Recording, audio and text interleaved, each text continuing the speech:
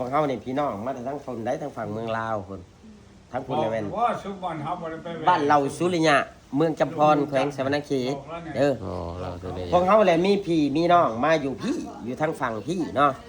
ตะกี้หันเจ้าอยู่ร้อยเอ็ดบ่พ่อเฒ่า อยู่ละเอียด ร้อยเอ็ดหันอันอยู่บ้านหยัง อยู่อำเภอหลวงพ่ออยู่เจดีย์เชิงมงคลนี่ บ้านได้บ้านหยัง บรรทัดสะอาดล่ะเจดีย์เลย บ้านบรรทัดสะอาดกับเราคุมมันหันใกล้กันบ่ มันก็ เฒ่า ติดกันล่ะเนาะ โอ้เฮาจักจะบ้านเราคุมมันบ้านพ่อเฒ่าอันยังเกาะผู้เราเสียแล้วนะบรรทัดสะอาดคือเราคุมมันเราหั่น ไผ พระเท่าเทียนบ เรา อก พ่อเฒ่ายังอีกผู้หนึงขนาดว่าเมื่อบ้านเฮาฮะ อันพ่อทองสลา สลาบ่สิ สาสา พ่อเฒ่าจันทร์ดิ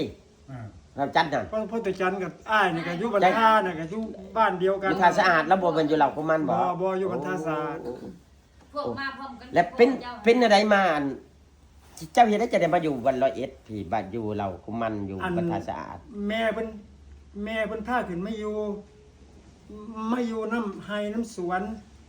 ยายซ่อนน่ะ โอ้ พอยายทุยก็มาทางแถวผู้แถวหยังนั่น โอ้ผู้หยังแถวนำเฒ่าก็เอิ้น ผู้เขียวผู้อันนี้หยังนี่ล่ะเขาเอิ้นผู้เขียว โอ้อันบัดพี่น้องเก่าแท้ๆจังหันอยู่ทั้งพุ่นครับเขาเอิ้นบ้านหยังพ่อเฒ่าคุณแล้วทางเมืองลาวพุ่น ก็สิมีไสก็มีแต่บ้านพ่อนี่แหล้ว บ้านพ่อนั่นแหละบ้านพ่อหันบ้าน มันเล่าสุริยะนี่แหละ นี่ เนาะ บ้านเดียวกันพวกเฮาเพิ่นน่ะเป็นหยังกับพ่อเฒ่ากับเป็นเฒ่าอันนี้พ่อเฒ่าครั พ่ บ อเราสิเป็นอ้ายเป็นหยังเป็นสันตัวแมันบ่ เป็นอ้ายบ่เป็นเฒ่า พอเพิ่นได้เป็นอ้ายแม่คอย โอ้ คนนี้หันเป็นน้องแม่อันนั้นแม่อันพ่อเฒ่าอันนั้นพ่อเฒ่าโม่น่ะ เออ พ่อเฒ่าคนนี้เป็นอันน้องพ่อเล่าหรือไอ้พ่อเล่า น้อง โอ้พ่อเฒ่าของคนนี้เนี่ย พ่อเฒ่าคนนี้เป็นน้องพ่อเฒ่าพ่อของคนนี้ อันนั้นพอแล้วนะพ่อเฒ่าทุยแม่คนแม่เฒ่าหอมแล้วก็แม่เฒ่าหลอมแล้วก็พ่อเฒ่าโม่แล้วก็แม่เฒ่าเลื่อนบัด เสื้อสายมันก็ครับเพิ่นมาอยู่พี่แต่ดนบ่ โอ้ โด ย นไหน ฮะ จนบ่ฮู้ว่าเพิ่นมาอยู่ บ่ได้เฮ็ดได้จังฮู้กันสืบหากันเห็น อ่ะแม่คอยได้มาแม่คอยมาแต่ความทางหายทางชวนมีแต่แม่มาฮื้อมาเป็นทางซอยได้ โอ้มาฮืออยู่พี่อยู่บ้านท่าสะอาดอยู่เหล่ากุมันพี่ เนี่ยอยู่บ้านนี่ล่ะ โอ้ เขาเอิ้นมันลิงซองแต่เก่ามันลิงหลาย แม่ บ้านลิงซองบ้านลิงหลายตะกี้น่ะ โอ้ ลิงน่ะมันแต่ผู้เขียว มัน เพิ่น มี บ่ ที่มาที่ไปเนาะ บูบักบักแตงบ่ได้กินดอกลิงมันลักเอาเบิด โอ้แถวนี้บ่แต่ก่อนนะ บ่ ทานย่อย อ๋อพา อัน น้ำ น้ำ ย่ ย่ อ อย ยอยู่เหล่ากุมันอยู่ท่าสะอาดอยู่น้องพอกเนาะ อยู่อำเภอ อยู่อำเภอน้องพอกเออ ตะกี้เราย่างได้เราเอาย่างแต่คำเสียอีพี่มาบ้านที่ได้แม่ว่าบนบ่มีหลุด มีล่างมาแล้วว่าดงดิฉันดงอีดงเที่ยงเลยแม่ว่า แม่นโดนมันอี แล้ว มี ว่า เรื่องได้ ในเราว่า โอ้ แสดงว่า มีรถมีแต่ยางเนาะ มีแต่ย่าง เพิ่น ทาง ก็มา ฝั่ง เมือง พุ่น ลาว กับพี่น้อง บ้าน ทางพี่กับพี่น้องทั้งสองฝั่งวันต่อไป แม่นแม่นแต่ว่าเพิ่นน่ะมาแต่พุ่นมาทางฝั่งลาวพุ่นอันบรรพบุรุษเพิ่นนั่นเออ โอ้ แต่มาอยู่ทางพี่แต่ว่าทำอิฐหาอยู่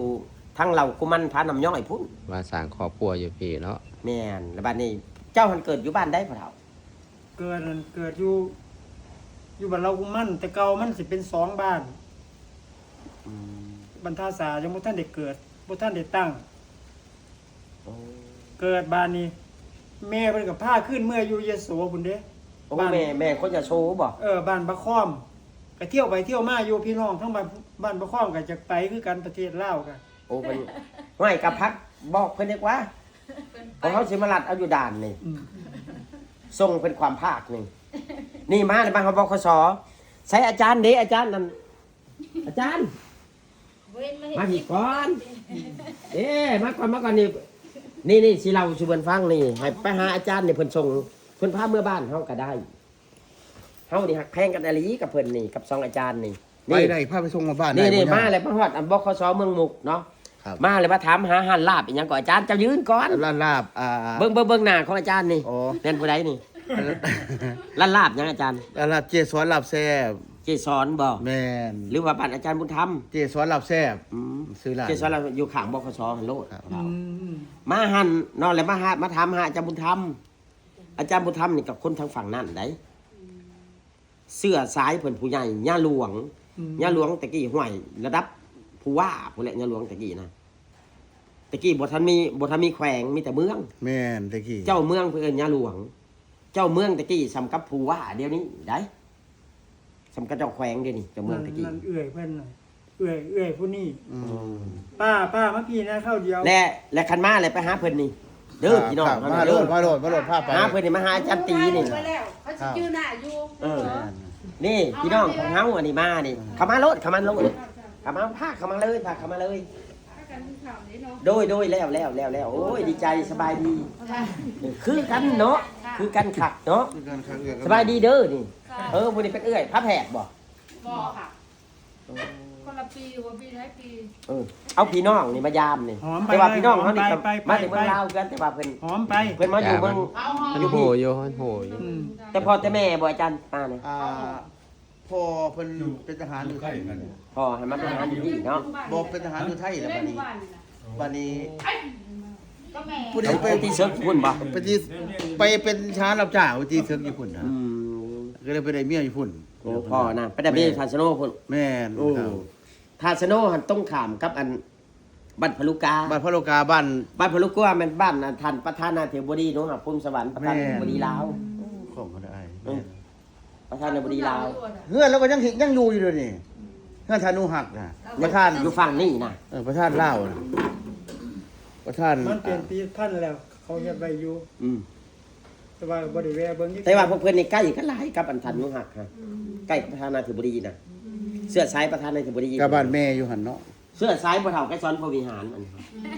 พระเฒ่านุหักพุ่มสวรรค์พอ ผู้นูหักคุ้มสวรรค์ พวกที่มาแต่ศาสนา เฮือนก็ยังอยู่อยู่เสาเสืออยู่หันอยู่ ค่ะ